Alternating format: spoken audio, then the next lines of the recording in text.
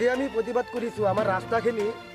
already দুৰ্নীতি কৰিছে তেওঁলোকে ৰাস্তাখিনি যেনেকৈ কৰিব লাগে ঠিক তেনেকৈ কৰা নাই হা য'ত চেইন কেবল দিব লাগে হা এই আপোনাৰ ৰোলাৰ মাৰিব লাগে ৰাস্তাৰ বাম চাইডটো আপোনাৰ 6 ইঞ্চি চাইড বামটো 6 ইঞ্চিৰ পৰা 8 ইঞ্চি দিব লাগে তেওঁলোকে 2 ইঞ্চি বা 2.5 ইঞ্চি দিছে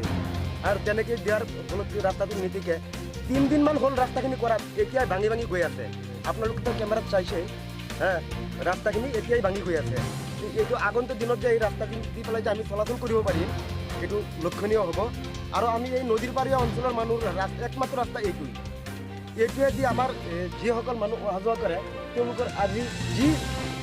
যিদৰে নহওক আজি বেমাৰীৰ পৰা স্কুলৰ ল'ৰা ছোৱালীৰ পৰা এইটো ৰাস্তা একমাত্ৰ ভৰসা হয় এই ৰাস্তা যদি আমাৰ যদি হেৰি হয় যদি কেলেংকাৰী হয় যদি ৰাস্তাটো ধুনীয়া নহয় তেতিয়াহ'লে আমাৰ বহুত ধৰণৰ অসুবিধা হয় আপোনালোকে কি দাবী জনায় এতিয়া ৰাস্তাখিনি ভালকৈ কৰিব লাগে আৰু ধুনীয়াকৈ আকৌ ৰাস্তাখিনি ভাঙি পেলাই ধুনীয়াকৈ মেটেল চেটেল কৰি তেওঁলোকে ৰোলাৰ চোলাৰ মাৰি ধুনীয়াকৈ কৰিব লাগে শেষ হৈছে যদিও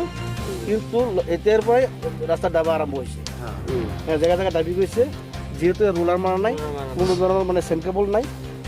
আৰু চাইড বামটো দিয়াই নাই চাইড বামটো দিয়াই নাই যদি ঢালাই চাইড বাম হয় 6 ইঞ্চি ইনটু 6 ইঞ্চি